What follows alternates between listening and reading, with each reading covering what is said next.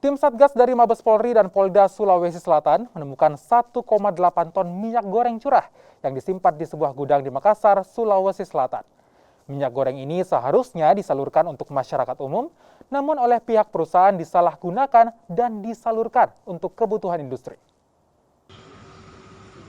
1,8 ton minyak goreng curah ini disimpan di sebuah gudang oleh perusahaan distributor minyak goreng. Berdasarkan hasil penyelidikan polisi, minyak goreng curah ini dikirim dari Kalimantan Selatan ke kota Makassar dengan menggunakan kapal tanker. Minyak goreng ini seharusnya disalurkan ke sejumlah pasar dengan harga yang telah ditentukan oleh pemerintah.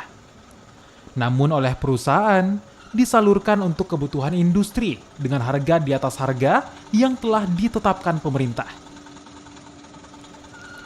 Dari hasil penyelidikan polisi, perusahaan distributor minyak goreng ini diketahui telah mendistribusikan minyak goreng ke 3 industri selama tahun 2022.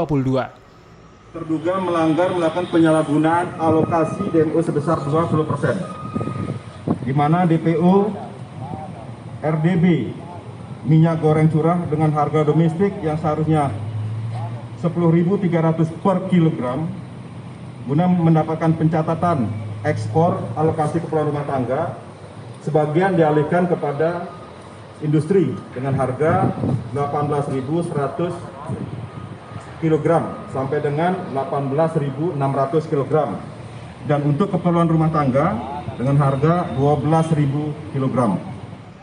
Dengan temuan ini, perusahaan ini pun melanggar ketentuan pasal 8 Permendak nomor 8 tahun 2022, Jungto Permendak nomor 2 tahun 2022 tentang kebijakan pengaturan ekspor dan akan disanksi atau larangan hingga pencabutan izin ekspor.